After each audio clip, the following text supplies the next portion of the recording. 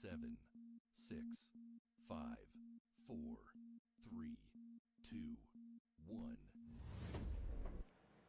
Woo! Hello, hello. Good evening, everyone. This is Miss LA coming to you representing Royal Ladies of Truth. Yes, yes. Royal Ladies of Truth Broadcasting Network. And I have with us tonight one of our Royal Ladies in the person of Miss Kim. Miss Kim, are you there? I'm here. I'm here. Good Woo! evening. Good evening, Miss Kim. How has your day been thus far? Oh, it's been very good. Thank you. Very Very good. good, very good. You know, Royal Ladies of Truth, we believe in living our possible. Yes, Possible. yes. With God, all things are possible. And God will strengthen us to do what we need to do. Yes, indeed. And we're so grateful and thankful for that. Well, we're going to get right into it. We wanted to just piggyback a little bit on our subject matter that we have been discussing for the last couple of shows, and that was regarding dating with our little kids, their concept of this is my little girlfriend or boyfriend, moving to middle school, and then moving to high school level. And we really wanted to get this particular point in. At those stages, we need to be, hopefully, as parents, especially when they're in the elementary school, kindergarten, preschool, that type of thing, even though we think sometimes it's very cute, we need to be more about what? Helping them with interpersonal relationships and not pushing so much that dating aspect, but pushing just learning how to get along with people. What do you think, Miss Kim? Hmm. I agree with that. I agree with that. That's so important. That's an early lesson to learn that pays off for years and years. Yes, yes. Learn how to resolve conflict, right? In a civil Yes, manner, right? that's right. Being good citizens, that needs to start very, very young. And then learning how to just interact with people and how to be kind, right? And so we also began teaching them how to love and care for themselves as well, right? And not that it's Yes. all about me, but love, and then that concept of sharing. Those were concepts that at one point I know when we were growing up, Miss Kim, that were intentionally taught to us. I don't know if Yes. that's so much of a focus these days. What are your thoughts on that? Oh, I think it's very important, and I don't think much has changed in terms of kids' perspective on sharing. It's something that needs to be taught because Mm-hmm. kids today are just like kids way back then. It doesn't always come naturally, especially Right. when kids are young, 2, 3. They Mm-hmm. start to understand possession, and yet they have to be taught to share. That's true. That's true. Very good. Very good. So we wanted to make sure we put that out there that our position is we need to be less about the dating piece and more about teaching intentionally about interpersonal relationships, about caring for others and caring about themselves. Yes, and that's the most important. And then once those foundational lessons are taught, then that will take them in to that purposeful dating stage, right? And then Yes. even before the purposeful dating, sometimes you just need an escort to just sometimes you just need company to go to a movie, or maybe you want to go to a dance, and you're not Hmm. per se dating the person, but you're going together, and and the other person is escorting you, coming from a woman's perspective. What do you think, Miss Kim? I agree. I agree. I mean, it's important to have friends, Exactly. and dating is not where the friends start. You Right. start with friends, right? Right. And it's plenty of time for the rest. But you want to be able to get along with people, know how to Yes. handle people, know when Mm-hmm. people are right for you versus not right, and that's See, just dealing with people in general. see, there you see, you just touch base on something, Miss Kim. Because you can go to activities as groups, right? And you learn to deal with the opposite gender and even the same gender, right? and Mhm. learn how to read. That's your stage where you learn how to read people, as we used to say. Where you Mhm. learn how to read people, you learn how to also, you begin to learn about yourself, learning about your strengths, learning about things that you may need to improve on. And also, it's the parents, I believe, responsibility to encourage the kids and to be observant of their children, so that those areas where the children may need support, right? Or may need additional encouragement or additional direction, that they give that input and give that direction. And I believe that the parents should be that primary source. What's your opinion, Miss Kim? I agree with that. I agree with that. But I have a question Okay. because when kids get to a certain age, preteen, early Mm-hmm. teens, Mm-hmm. they it becomes so important for them to be accepted. Well, And in that's addition true. to listening to their parents, they Mm-hmm. listen to their peers. Right. So how do we encourage them to not be so intent on being liked by others, that it's important that others accept them, because I Mm-hmm. think that's how a lot of young people get into situations that they would like to get out of, but they can't because they Right. figure, oh, that person likes me. I should be happy that they like me, and so Right. I'm going to just let them get away with things. Right. Right. I actually have taken some courses in regard to this, and that brought this subject matter up, and we had some really in-depth conversations in regard to this very topic, and there were varying opinions, of course. But there is, as you're correct, there is that stage where they're listening to their peers seemingly more than the parents. Well, it said that the peers have more influence, right? It seemed to Mhm. have more influence on them than the parents do. But I believe that if we start more at an earlier age of self-identifying, meaning that they become um, thinkers, where they become more about, where we teach them the God values of, that's that piece of loving yourself and being comfortable with yourself and making decisions that may not be popular, and that letting Mhm. them know that sometimes you may be standing alone. You Mhm. may not always um, agree with the popular opinion. And if you don't, then you must be courageous, right? And stand apart. And I guess it's that piece where we teach in Sunday school about um, that there will be times when we will need to, or when you will need to, or you may find yourself sitting or being on your own, and it's not easy. It's not easy. But I think also it's good to put our kids in environments where they will be successful, find those different organizations, find those different type of groups outside of the school system, especially if it's a public school system, that maintains and that promote the values that we as parents promote, right? Mhm. And they have more, and it's really a guided program, and then therefore everyone's goals are the same, right? In those Yes. particular environments, self-discovery, right?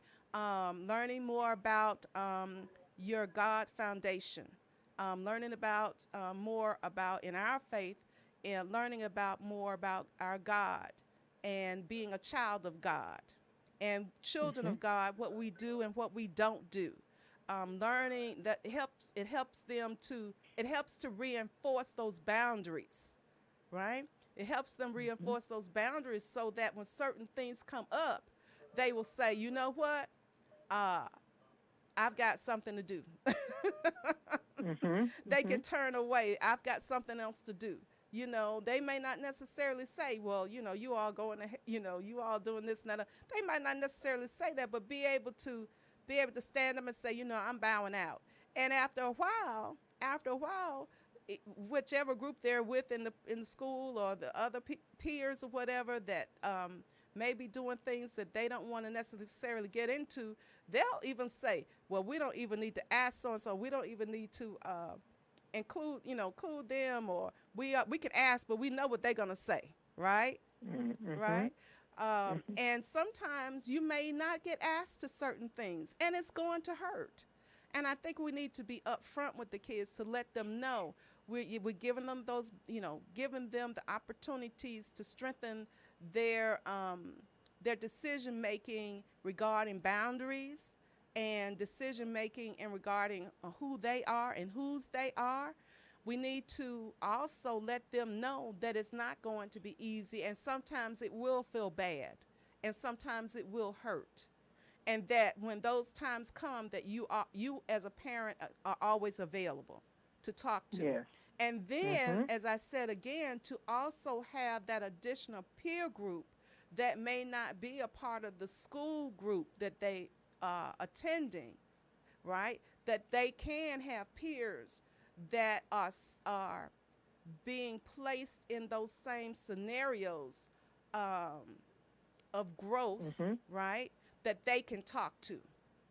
Yep. So And have, even the mm-hmm, I was going to say, even the adults that are part of those programs can exactly, sometimes become a guide or a right. counsel That's right. to a young kid. So they even hear from another adult Exactly. in addition to their parents and in addition to their peers. Right, right. That's true. That's true. I think that's very good. Hopefully, we have given some golden nuggets, though. I think that is awesome. Thank you for that question, because I think that took us to another level. And hopefully it will be helpful. And we bring this out of our experience and out of seeing the workings of life, right?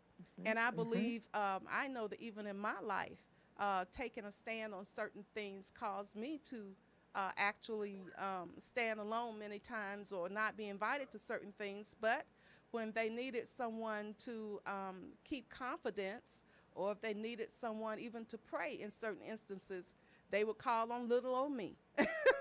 Mm-hmm. Uh-huh. So, and it doesn't hurt any less, but you will make it through. You will make it through. But one thing that it would have been good is what I'm saying, to be able to have those other outlets, some other peers, or, like you said, even some additional adults that are, and offer those other outlets where you are around other young people of like minds, right? Mm-hmm. Yes. Yes. And I think some individuals or parents that homeschool, that's one of the purposes of them homeschooling as well. And they are able to have more influence over their children, and I guess limit the more of the outside influence in regard to the family values, and also have them in a circle of other youths that maintain the same structural value system. Mm-hmm. And that's not saying Mm-hmm. it's going to all be perfect. It's not saying, because it won't be. And that's not saying other things won't creep up within even those circles, because it will. But at least you're still having those intentional lessons that are being reinforced. What are your thoughts? Right. I agree with that completely. I just wonder, that's good when the kids are younger. Mm-hmm. What do we say to those people who either are listening themselves or may have a child that's kind of at that age, they're teenagers perhaps, and they don't have that? We haven't planted that in them early enough. Yes, that's difficult. And now they're in a situation. Then what do they do at that point, now that they realize that their kid doesn't have that confidence in themselves to make the right decisions? Well, I tell you, the first thing the parent needs to do, if they don't have a prayer life, they need to start praying. Amen. That's the first thing they need to do. And maybe go into a church and try to make an appointment with the pastor, right? Or make an appointment with one of the leaders, and get some insight, get some additional insight, right? And so that they feel they have some type of support. Or And then once that is done, if they can do that, if they feel comfortable in doing that, and sometimes there are other groups or support groups for adults that the church may have. Join one of those small groups, right? And ask the questions and avail yourself of other people's experience and insight. That's why it's so good to be willing to share your testimony, and so good to be willing not to just share the good times, but share the things that went wrong or that you wish you had done differently if you had the opportunity, right? And and so and then after that, um, I believe it would be important for the parent to look at look at asking the youth additional questions, um, and being just extremely observant, um, and trying to um, get an idea of that youth's thought process. Maybe Mhm. ask them about certain things. Maybe share some things that's happening in the family, or a life situation that's in the news, right? And then that way you're not. Um, that way it's an indirect way of getting information, Mhm.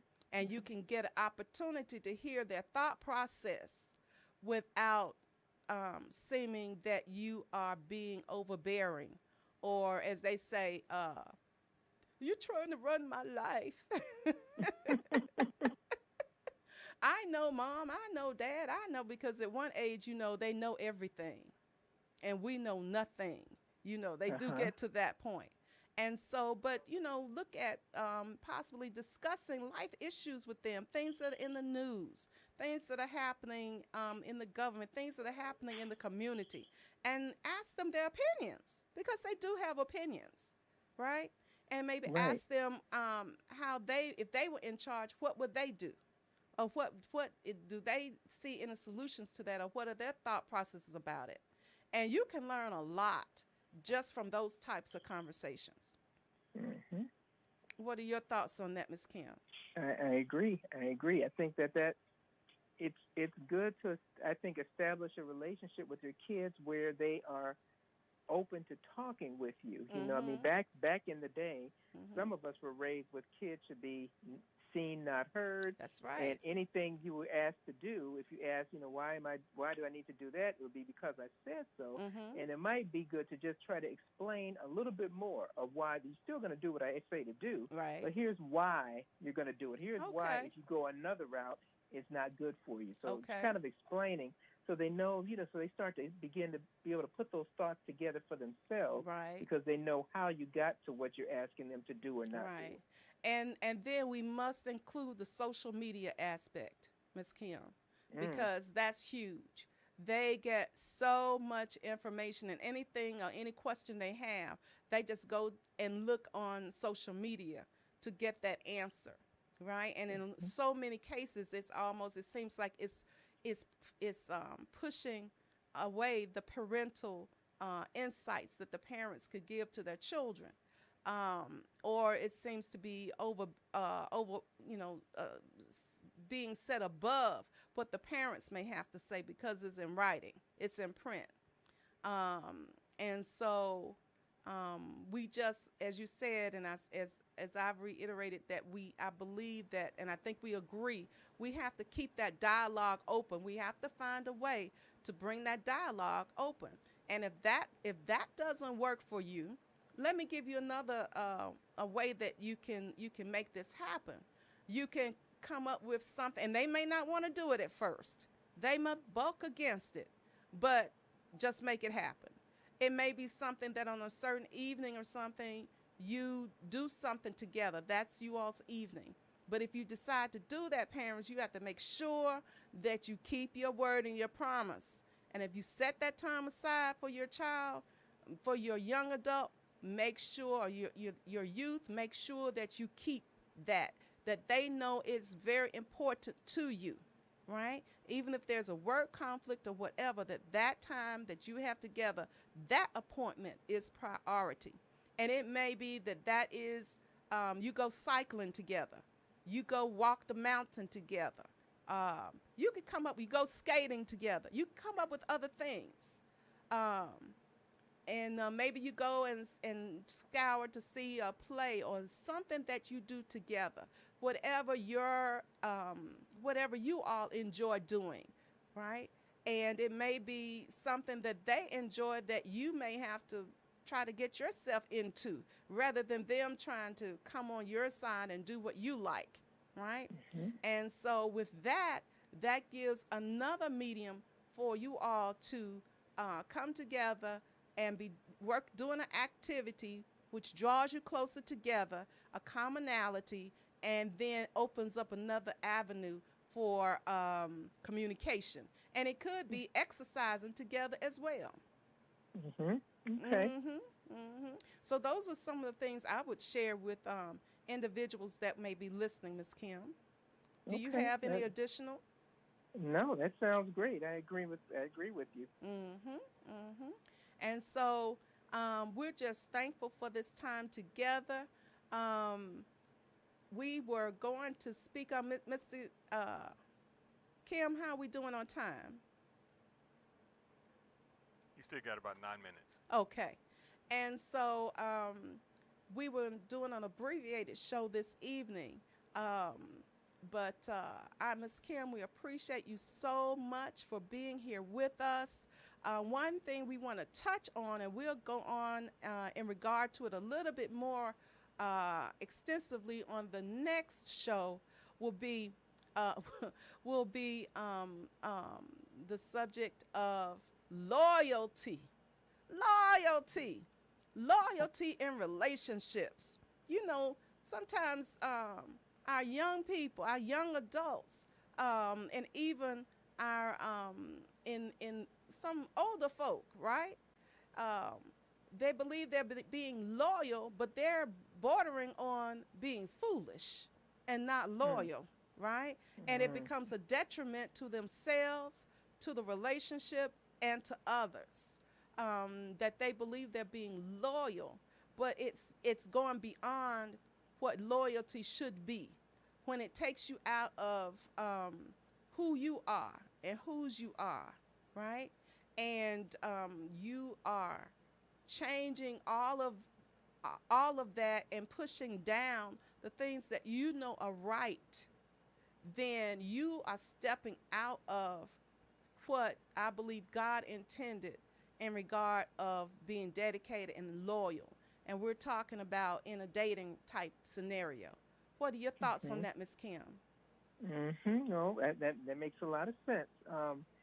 You know, if you feel like you are obligated to do what someone else wants, even though it goes against you. I mean, if you can sense it when it goes against who you are, right, and what you're about. And so we just have to be very careful that in a quest to be accepted and a quest to appear loyal, that we don't do things we don't want to do, that we don't tolerate physical abuse, right, that we don't tolerate mental abuse or someone right, always disrespecting you and putting right, you down. Right. I mean, there's certain things that's a boundary Yes. that you just should not accept because See? of the assurance in who you are. Yes, because we are part of royalty. Yes, Yes. yes. That's what we believe. If you, in our faith, if we receive in our faith Jesus Christ, our Lord and Savior, we are royalty. And it's something we just don't, we do not tolerate. And I had another thought on that, and it helped me come and bring it back to my memory, Lord. While I'm thinking, Ms. Kim, continue to expound. I think that, you know, when you're dating, you're learning about someone. Right. You're not fully committed and obligated as loyalty like in a marriage. Right. There's a difference between dating and marriage. There is. And so, and so in dating, you're learning about the other person. You're learning about how you react in relationships. And so there is a off ramp. I love that, an off ramp. that you need if you use it if you need to. Yes, So, yes. And I remember what had come to my heart, and I'm so thankful that I remember. And this applies to even our younger kids. For our previous conversation, Miss Kim, this evening, teaching our kids self-assurance, yes. teaching them to have that self-confidence, and not depending on others to give them that self-confidence. That's right. But helping That's them right. to develop it from the inside out. Ooh, I felt that. But helping them to develop that self-confidence from the inside out. And one thing that to teach them the art of no, or that divine no, right? Yes. And that it's okay. It's okay. And some people will be with you, and you don't, and we don't pay people, bribe people, coerce people to love us or be with us, because that's not real love, and that's not real friendship, right? What do you think, Miss Kim? Agree. I mean, if it's forced and they're not doing it, on their own will because they truly love you, want to be your friend, then it's not real. It's not sincere, and it will crumble. And then somebody will hurt. Right. And then the kids are thinking, well, I'm gonna be loyal. I'm gonna do this for them. I'm gonna do that for them. Or either in dating, right? They begin to try to do everything for the person and believe they can fix the person, and they're always, available for the person, but it's not reciprocated on any level, right? There's a message being given there. And we need to be able to read that lesson and get that lesson. And once you get that lesson, take the necessary steps, right? So if that means leaving that situation, then you need to have the strength to leave that situation. Love yourself enough to leave that situation, because that's not something you want to lock yourself into. What do you think, Ms. Kim? That's right. It's like I say, take that off ramp, because as Maya Angelou said, when somebody shows you who they are, believe them. Exactly. And we've been saying that too for a long time. But on that note, Ms. Kim, talking about the off ramp, I think we're going to close it out for tonight. This has been great. It's been short and sweet. I believe, hopefully, we've helped some people out there. We're so thankful for this platform. We're thankful for Seven Springs Studios. Yes. Our production studio. We're so grateful. And this has been Royal Ladies of Truth with Miss LA and Miss Kim coming your way this evening. And until next time, be blessed until we meet again. And remember, let's say it, Miss Kim, to live your possible. Yes. Good night. Good night. Bye-bye.